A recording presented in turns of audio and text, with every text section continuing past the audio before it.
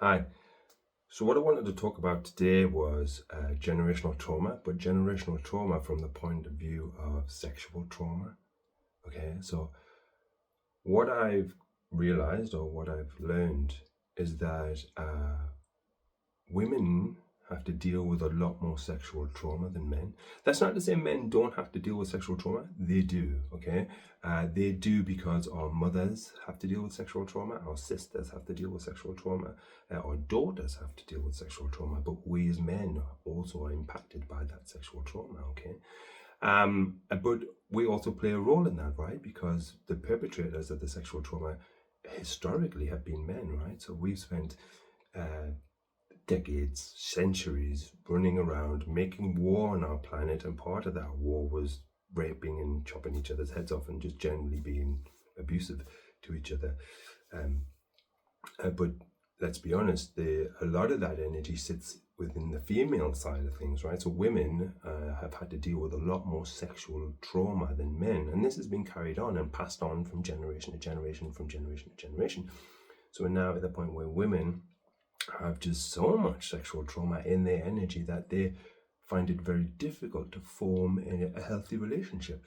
And therefore, men also find it difficult to form healthy relationships with women.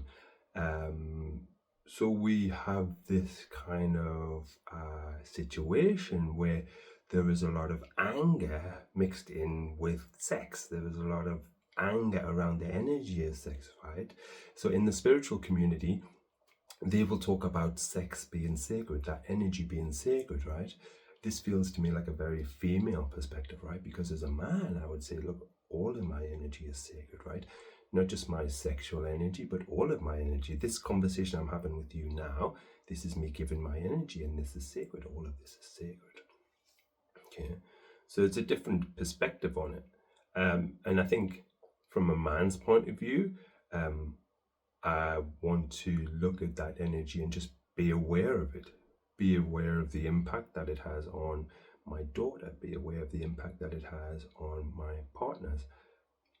Be aware of the impact that it has on the women in my life, because we need to be aware of it in order to approach it from a healthy perspective. Often you will find that some of the confusion for men will be that, you will have a female partner and she will expect you to know what she wants.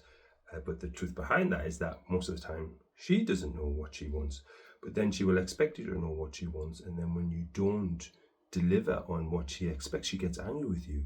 But the truth is that she doesn't know what she wants either.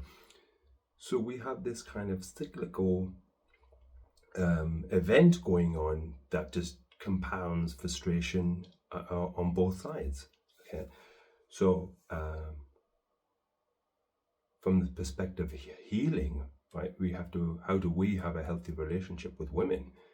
It's first of all, it's just understanding that this is a big part of their world and a big part of their energy. You can go away and heal your own sexual trauma, because you will have had it.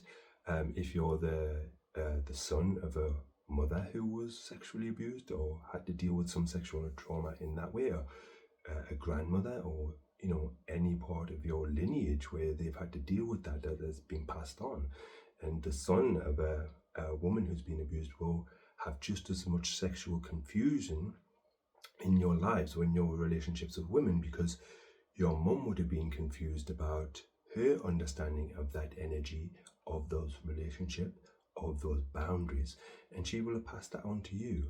You will have set your mum up as the template for all women in your lives. This, when you are young, you idolize your mother, right? She can do no wrong. She is the perfect example of a woman, because you look at her from a child's eyes.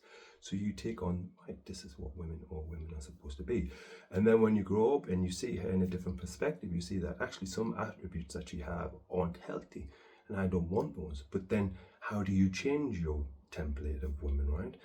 The way you change your template of women is by going healing that aspect of you that saw the trauma side of your mother as a healthy thing, and then you rebalance your attitude towards what is healthy and what is not, right? And it's only then, as a man, that you can then go and have healthy relationships with women. right? So then how does this help women? Well, it only helps women who are receptive to men with healthy healed trauma. But the big benefit, the main benefit, is that you're healed, right?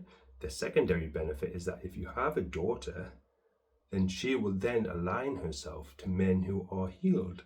So that's how you help stop the cycle of sexual trauma within women. You play your part by being a healed male for the women around you. Some women will reject you for being healed because they will see it as dangerous or uncomfortable or even threatening.